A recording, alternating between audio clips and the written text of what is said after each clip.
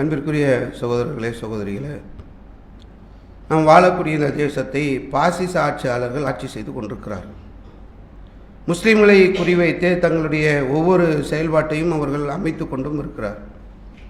முஸ்லீம்களுடைய குடியுரிமையை பறிப்பது, முஸ்லீம்களுடைய வழிபாட்டு உரிமையை பறிப்பது, முஸ்லீம்களுடைய உணவு உரிமையை பறிப்பது, முஸ்லீம்களுடைய ஆடை உரிமையை பறிப்பது என்று உரிமைகளை பறிக்கக்கூடிய ஒரு வேலையை தொடர்ச்சியாக செய்து கொண்டே இருந்தார்கள். அதில் அவர்கள் கையில் எடுத்தது வக்ஃபு திருத்த சட்டம்.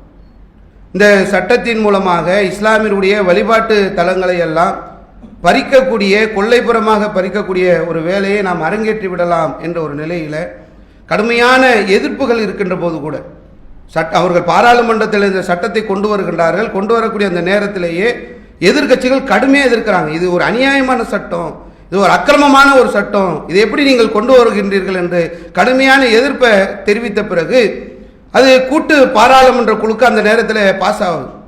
இந்த கூட்டு பாராளுமன்ற குழு இந்தியா முழுக்க பயணம் செய்து நாங்கள் ஆய்வு செய்கிறோம் என்ற பெயரில் ஆய்வு நடத்துவதற்காக பல பகுதிகளுக்கு சென்றார்கள். போன எல்லா இடங்களிலும் எதிர்ப்புகள் பதிவு செய்யப்பட்டிருக்கிறது. இந்த வக்ஃபு திருத்த சட்டம் என்பது அநியாயமானது, அக்கிரமமானது என்ற அந்த எதிர்ப்பை பதிவு செய்த பிறகு கூட பாராளுமன்றத்தில் மீண்டும் அதை சட்டமாக்கக்கூடிய முயற்சியை ஆளக்கூடிய பாசிச பாஜக கையில் எடுத்து இப்போ கடுமையான எதிர்ப்பு, நிறைய விவாதங்கள் என்று, அதாவது இந்த நாட்டில் எவ்வளோ பிரச்சனை இருக்குது, எவ்வளோ தீர்வு காண வேண்டிய விஷயங்களை எல்லாம் தூக்கி ஓரம் போட்டுட்டு முஸ்லீம்களை வம்புக்கு இழுக்கிறது, முஸ்லீம்களை கொத்தடிமைகளை ஆக்கிறது, முஸ்லீம்களை இரண்டாம் தர குடிமக்களாக ஆக்க வேண்டும் என்ற சிந்தனையில் நள்ளிரவு 3 மணி வரைக்கும் அதில் விவாதம் நடத்தி அதை சட்டமாகவும் ஆக்கிவிட்டார்கள். அதற்கு பிறகு நாம் இந்த சட்டத்தை எதிர்த்து முஸ்லீம்கள் களத்தில் நின்று போராடி கொண்டிருக்கிறார். இது சமீபத்தில் உச்சநீதிமன்றத்தில் வழக்காக தொடுக்கப்பட்டு பல்வேறு அரசியல் கட்சிகள், பல்வேறு அமைப்புகள் சேர்ந்து அந்த வழக்கை நடத்தும் போது 2 நாட்கள் அந்த வழக்கு வந்தது. அதில் உச்சநீதிமன்ற நீதிபதிகள் நடந்து கொண்ட விதம் என்பது நமக்கு நாட்டில் நீதியே கிடைக்காது என்ற ஒரு நிலையில் இருந்தவர்களுக்கு மிகப்பெரிய ஒரு மன ஆறுதலை ஏற்படுத்தியிருக்கிறது. அவங்க பேசுகிற அந்த பேச்சுகள், எடுக்க வைத்த வாதங்களுக்கு அவங்க சொன்ன அந்த பதில்களை எல்லாம் பார்க்கின்ற போது இந்த நாட்டிலே சட்டத்தின் மூலமாக நாம் போராடினோம் என்று சொன்னார். 2000 ஆண்டுகள் ஒடுக்கப்பட்டிருந்த ஒரு சமுதாயத்தை தூக்கி நிறுத்துவதற்காக அம்பேத்கர் அவர்கள் எப்படி சட்டத்தை பயன்படுத்தினாரோ அதே போன்ற சட்டத்தை பயன்படுத்தினோம் என்று சொன்னால் இந்த அடக்குமுறை ஆட்சியாளர்கள், இந்த பாசிச சிந்தனையாளர்களுக்கு ஒரு முடிவு கட்ட முடியும் என்பதை இன்றைய அந்த 2 நாள் நடந்த அந்த விவாதங்கள் நமக்கு உணர்த்தி இருக்கிறது. பாராளுமன்றத்திலே சட்டத்தை ஏற்றிவிட்டோம், இதுபோல் இதுக்கு மேல் அது யாரும் எதுவுமே கை வைக்க முடியாது என்ற அந்த நிலையிலே உச்ச நீதிமன்ற நீதிபதிகள் அந்த சட்டத்திற்கு இடைக்கால தடை, நீங்க எந்த சட்டத்தை கொண்டு வந்திருக்கிறீர்களோ அந்த சட்டத்தில் 2 ஷரத்தை மட்டும் அவங்க எடுத்து அதற்கு இடைக்கால தடை என்ற ஒரு தடையை விதித்திருக்கிறார்.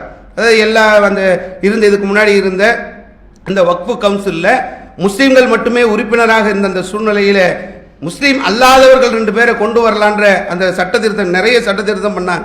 அதில் ஒன்று என்னன்னாக்கா, முஸ்லீம் அல்லாதவர்களையும் உள்ள நுழைக்க போறேன்னா நீதிபதிகளிடத்தில் வாதம் வைக்கப்படுகிறது. நீதிபதிகளே கேட்கிறாங்க, திருப்பதி தேவஸ்தானத்தில் ஒரு முஸ்லீமை வைத்தால் அது சட்டமாக்கினாக்கா அது ஒத்துக்கொள்ள முடியுமா, அது ஏற்றுக்கொள்ள முடியுமா என்ற மாதிரியான ஒரு கேள்விகள், ஒரு விவாதம் எழுப்பப்பட்டிருக்கிறதெல்லாம் மிகப்பெரிய ஒரு நல்ல நிலையை நோக்கி போகக்கூடிய ஒரு நிலையாக இருக்கிறது. இந்த நேரத்தில் நம்ம சமுதாயத்திற்கு சொல்ல வேண்டிய ஒரு முக்கியமான விஷயம் என்னென்று சொன்னால், அடக்குமுறை ஆட்சியாளர்கள் இருக்கிறார்கள்.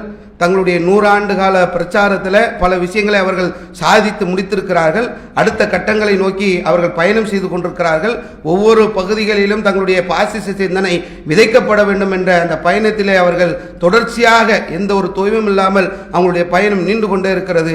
அதை எதிர்த்து களத்தில் நிற்கக்கூடிய முஸ்லீம்களாக இருக்கக்கூடிய நாம் விழிப்புணர்வு பெறணும். முக்கியமான தருணம் இது. இந்த நேரத்தில் கூட நம்ம ஒரு போராட்டங்கள், ஆர்ப்பாட்டங்கள் நடக்கின்ற போது 5% முஸ்லீம்கள் கூட களத்திற்கு வரவில்லை என்று சொன்னால் 95% முஸ்லீம்கள் இன்றும் நாம தூங்கி கொண்டிருக்கக்கூடிய ஒரு நிலை இருந்தது என்று சொன்னால் கொஞ்சம் சிந்தித்து பார்க்க வேண்டிய ஒரு நிலை, சட்டத்தில் கையில் எடுக்க வேண்டிய ஒரு சூழ்நிலையும் இருக்கிறது. சட்டப்படிப்புகளுக்கு முஸ்லீம்கள் முக்கியத்துவம் கொடுக்க வேண்டும் என்று சொல்லி என்னுடைய இந்த ஜும்மா உரையை முடித்துக் கொள்கின்றேன். வாஹிரு தாவானா அல்ஹம்துலில்லாஹி ரப்பில் ஆலமீன். அஸ்ஸலாமு அலைக்கும் வரஹ்மத்துல்லாஹி. அல்லாஹு அக்பர், அல்லாஹு அக்பர்.